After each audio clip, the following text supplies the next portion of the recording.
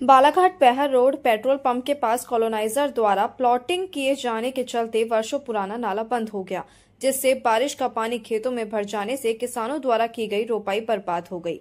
आक्रोशित किसानों ने बंद नाला खोले जाने की मांग को लेकर चक्का जाम कर दिया, जिससे आवागमन प्रभावित हुआ और दोनों तरफ वाहनों की कतार लग गई। अचानक हुए चक्का जाम की सूचना मिलने पर तहसीलदार, राजस्व अमले और पुलिस बल के साथ मौका स्थल पर पहुंचे। इनके अलावा पूर्व सांसद कंकर मुंजारे किसानों के समर्थन में पहुंचे।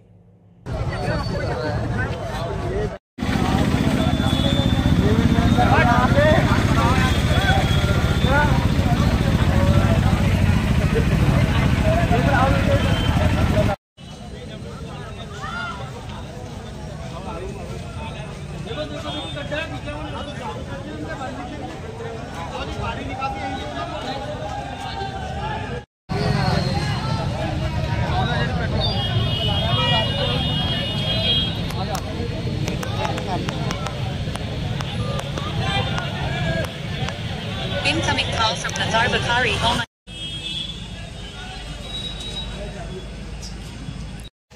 खेती किसानी सब खत्म हो रही है। ये जो कॉलोनाइजिंग जो कर रहे हैं, इस तरफ भी और उस तरफ भी जो बड़ी बड़ी कॉलोनी बना रहे हैं, इन लोगों ने यहाँ जो नाला पानी बहता था, अब ये सैकड़ों 100 साल से ज़्यादा पानी यहाँ से बह रहा है। 60 साल से हम देख रहे हैं पानी बहते यहाँ से, और अभी पिछले साल ये पानी बह रहा था, इसी साल इन्होंने बंद किया। इधर पानी बह रहा था, और इसलिए कि आपने देखा पुल, उसका पिरोली का पुल भी बराबर छोड़ा हुआ है ना तो पानी बहने के लिए। बोदा गांव से लेके देवतोला बोदा, उसके आगे से पानी बह के किसानों खेतों का वो इधर निकलता है, बगोली से लेकर उधर सरेखा तक।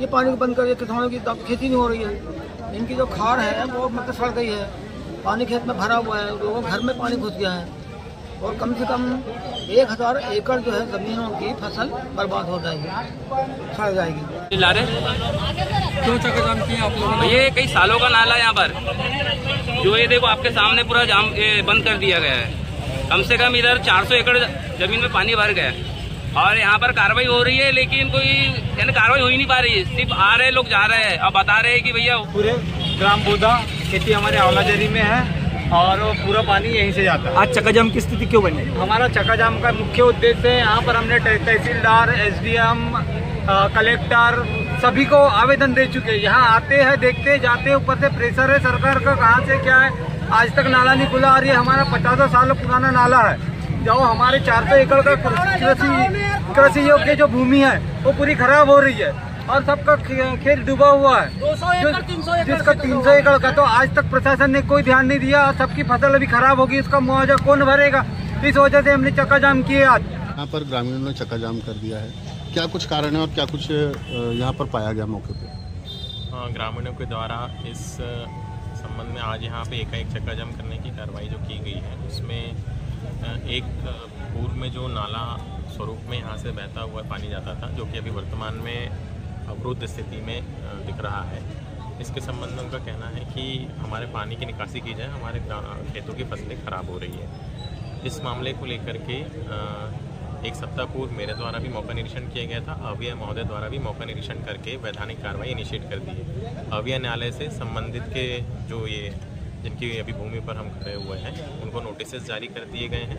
सोमवार को पुनः इसमें सुनवाई के लिए नियत है मामला, और उसमें अग्रिम कार्रवाई, वैधानिक कार्रवाई प्रचलित है।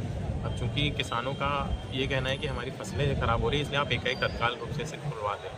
वैकल्पिक व्यवस्था के तौर पे अभी हम नगर पालिका से समन्वय करते हुए वैकल्पिक व्यवस्था के लिए विचार कर रहे हैं, और इसको किसी न किसी मशीन के माध्यम से सक्शन करा के इत्यादि करके पानी को यहाँ से शफल करने का हम प्रयास कर रहे हैं।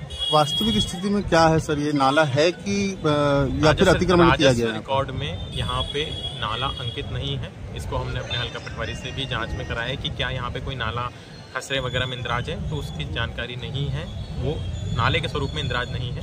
इस कारण से इसको हम प्रक्रिया में लेकर के आगे इनिशिएट किए हुए हैं, और SDM साहब के न्यायालय से इस प्लॉटर के लिए नोटिस जारी हो चुका है। कौन है सर ये कॉलोनाइजर जिसने यहाँ पर? अजीत शीतल इंफ्रा को नोटिस जारी हो चुके हैं। सर, किसानों का कहना है कि 25 साल से नाला यथावत यहीं पहले नाला था।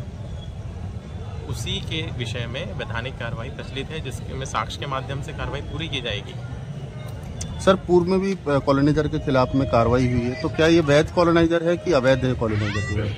ये जो कॉलोनाइजर है इसकी जहाँ तक मुझे जानकारी प्राप्त है, इनका TNCP से अप्रूवल है और जो भी आगे की कार्रवाई के लिए इन्होंने एप्लीकेशंस दिए होंगे उसका वैधानिक प्रक्रिया कार्रवाई प्रचलित होगी या हो चुका होगा, उसकी मुझे परफेक्ट जानकारी नहीं है।